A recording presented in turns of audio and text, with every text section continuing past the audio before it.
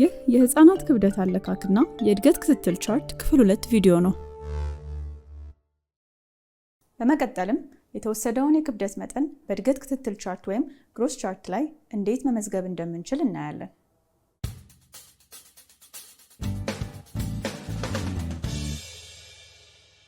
ከመጀመራችን በፊት ግን ጥያቄ ልጠይቃችሁ። የእድገት ክትትል ቻርት ወይም ግሮስ ቻርት ምንድን ነው? ከዚህ በፊትስ እንዴት ትጠቀሙበት ነበር?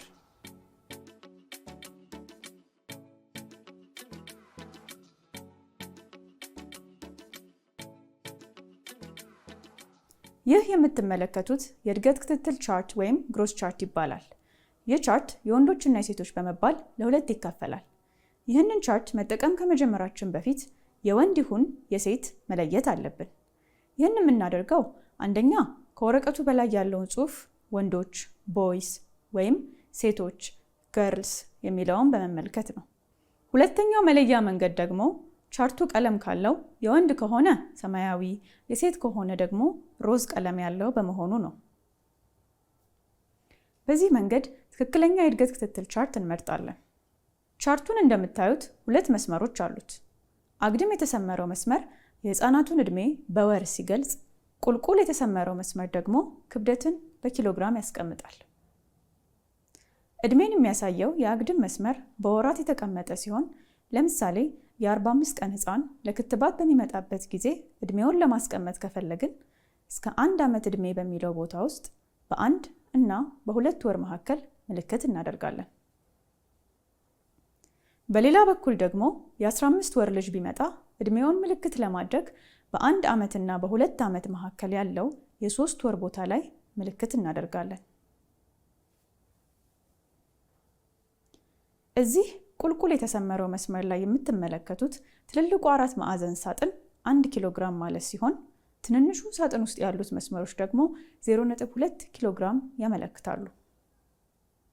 ለምሳሌ የ4.53 ኪሎ ግራም የሚመዝንን የህፃን ክብደት በቻርቱ ቁልቁል መስመር ላይ እንዴት ምልክት እንደምናደርግ እንይ።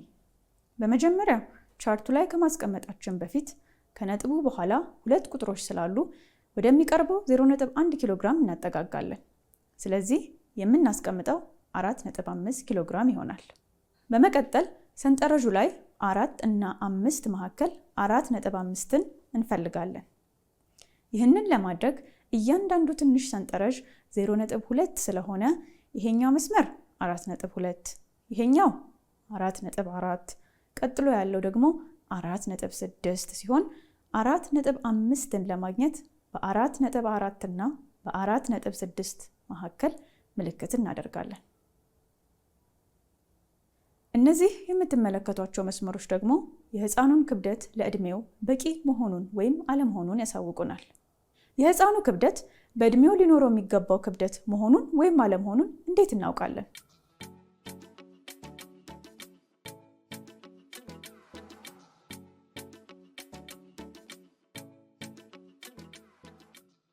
በመጀመሪያ ህፃኑ ሊመዘን በመጣበት ወቅት ያለውን ዕድሜ በወር በመጠየቅ በቻርቱ አግድም መስመር ላይ ዕድሜውን መፈለግና ምልክት ማድረግ። በመቀጠል በቁልቁል የክብደት መስመሩ ላይ የተለካውን የህፃኑን ክብደት ምልክት ማድረግ። ከዚያም ምልክት ካደረግንበት የክብደት መጠን ቀጥታ አግድም መስመር በማስመርና ምልክት ካደረግንበት የወር ልኬት ቁልቁል መስመር በማስመር ሁለቱ መስመሮች የሚገናኙበት ቦታ ላይ ምልክት ማድረግ።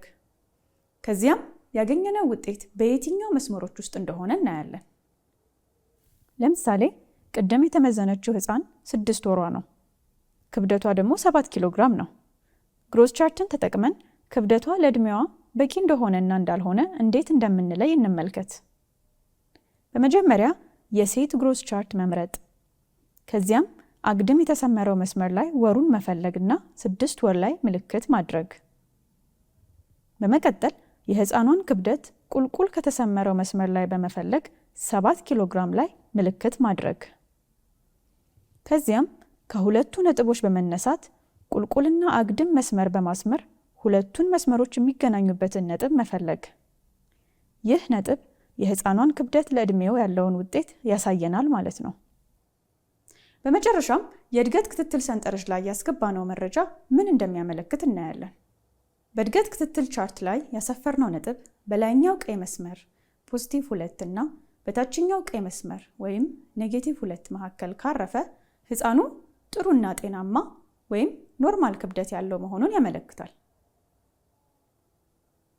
በተቃራኒው በእድገት ክትትል ቻርቱ ላይ ያሰፈርነው ነጥብ ከላይኛው ቀይ መስመር ወይም +2 እና በላይኛው ጥቁር መስመር ወይም +3 መካከል ካረፈ ሕፃኑ ለከፍተኛ ክብደት መጠን የተጋለጠ መሆኑን ያመለክታል።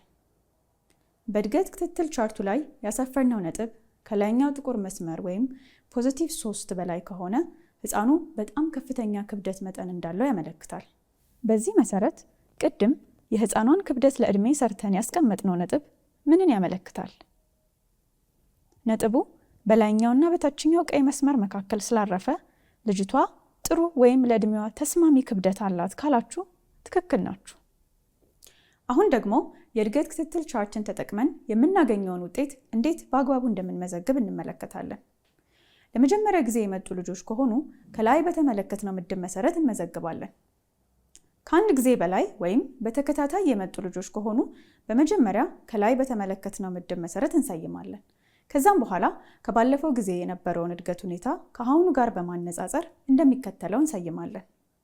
ሕፃኑ ያለማቋረጥ በመደበኛ የክብደት መጠን ማሳያ መስመር ውስጥ ከሆነና ከባለፈው ወር የክብደት መጨመር ካሳየ ኖርማል ወይም መደበኛ እድገት ያለው እንለዋለን። ከባለፈው ወር ክብደት አንጻር የክብደት መቀነስ ወይም አለመጨመር ካሳየና ከአንድ ጊዜ በላይ ከሚጠበቅበት ክብደት በታች ከሆነ ግሮስ ፋልተሪንግ ወይም የእድገት መቀነስ ያለው እንለዋለን። ይህ የእድገት መቀነስ ደግሞ ባለበት የሚቆይና እየቀነሰ መሄድ በማለት ይከፈላል። የእድገት መቀነስ የሚያሳዩ ወይም ለዕድሜያቸው በቂ ያልሆነ ክብደት ያላቸው ሕፃናት ልዩ ክትትልና ትኩረት ያስፈልጋቸዋል። ስለዚህ ከወላጅ ጋር በቅርበት በመነጋገር መንስኤውን መለየትና ላጋጠማቸው የተመጣጠነ ምግብ እጥረት ሕክምናና ክትትል ማድረግ አለብን። የሕፃናትን እድገት በዚህ መልኩ ክትትል በማድረግ ጤናማ እድገት እንዲኖራቸው የበኩላችንን እንወጣ።